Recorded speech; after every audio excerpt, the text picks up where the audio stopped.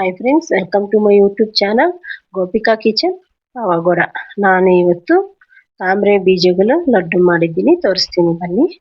ಅದಕ್ಕೆ ಸ್ವಲ್ಪ ತಾಮ್ರೆ ಬೀಜಗಳು ತಗೊಂಡಿದ್ದೀನಿ. ಅದೇ ಹಿಂದಿಯಲ್ಲಿ ಮಕ್ಕಳ ಅಂತಾರೆ. ಒಂದು ಗಿಣ್ಣು ತುಂಬ ಬೆಲ್ಲ, ಆಮೇಲೆ ಒಣಗಿರೋ ಕೊಬ್ಬರಿ ತುರಿಬಿಟ್ಕೊಂಡಿದ್ದೀನಿ, ಸ್ವಲ್ಪ ಹುರುಗಡ್ಲೆ, ಅದ್ರ ಜೊತೆಗೆ ಸ್ವಲ್ಪ ದ್ರಾಕ್ಷಿ, ಸ್ವಲ್ಪ ಎಳ್ಳು, 4 ಏಲಕ್ಕಿ, ಆಮೇಲೆ ಕುಂಬಳಕಾಯಿ ಬೀಜ ಸ್ವಲ್ಪ ತಗೊಂಡಿದ್ದೀನಿ.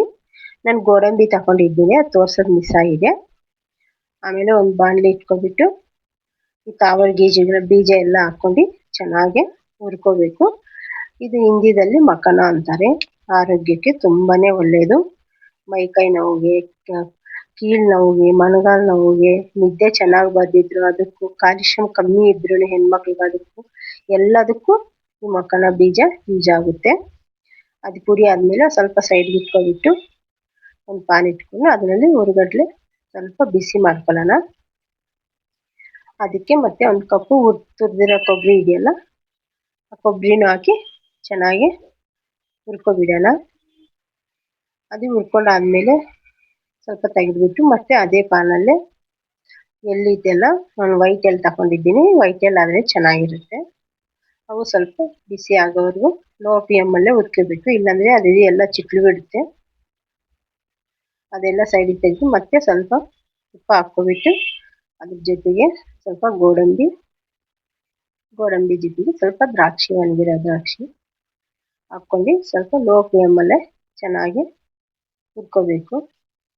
ಹುರ್ಕೊಂಡಾದ್ಮೇಲೆ ಅದು ಸೈಡಿಗೆ ತಗೊಂಡ್ಬಿಟ್ಟು ಮತ್ತೆ ಅದೇ ಪಾನೆ ಇಟ್ಬಿಟ್ಟು ಅದರಲ್ಲಿ ಕುಂಬಳಕಾಯಿ ಬೀಜ ಇದೆಯಲ್ಲ ಅದು ಸ್ವಲ್ಪ ಬಿಸಿ ಮಾಡ್ಕೋಬೇಕು. ಬಿಸಿ ಮಾಡ್ಕೊಂಡ್ರೆ ಇದು ಟೇಸ್ಟ್ ಚೆನ್ನಾಗಿರುತ್ತೆ. ಅದಕ್ಕೋಸ್ಕರ ಎಲ್ಲ ಬಿಸಿ ಮಾಡ್ಕೊಂಡು ಒಂದು ಪ್ಲೇಟಲ್ಲಿ ಹಾಕೊಂಡು ತಣ್ಣಗೆ ಮಾಡಿದ್ದೀರಲ್ಲ ಅಷ್ಟೊತ್ತಿಗೆ ಇದು ತಾವರೆ ಬೀಜ ಇದೆಯಲ್ಲ, ತಾವರೆ ಹೂವಿನ ಬೀಜ ಅದೆಲ್ಲ ಫಸ್ಟು ಒಂದ್ಸತಿ ಮಿಕ್ಸಿಗೆ ಹಾಕ್ಕೊಂಡು ಪುಡಿ ಮಾಡ್ಕೊಳ್ಳೋಣ, ಚೆನ್ನಾಗಿರುತ್ತೆ.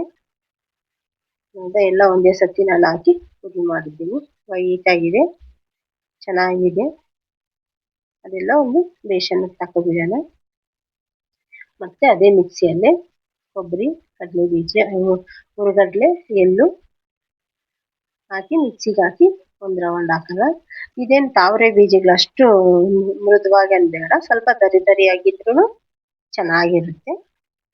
ನೋಡಿದ್ರೆ ನಾನು ಸ್ವಲ್ಪ ದರಿಯಾಗಿ ರುಬ್ಬಿಟ್ಟಿದ್ದೀನಿ.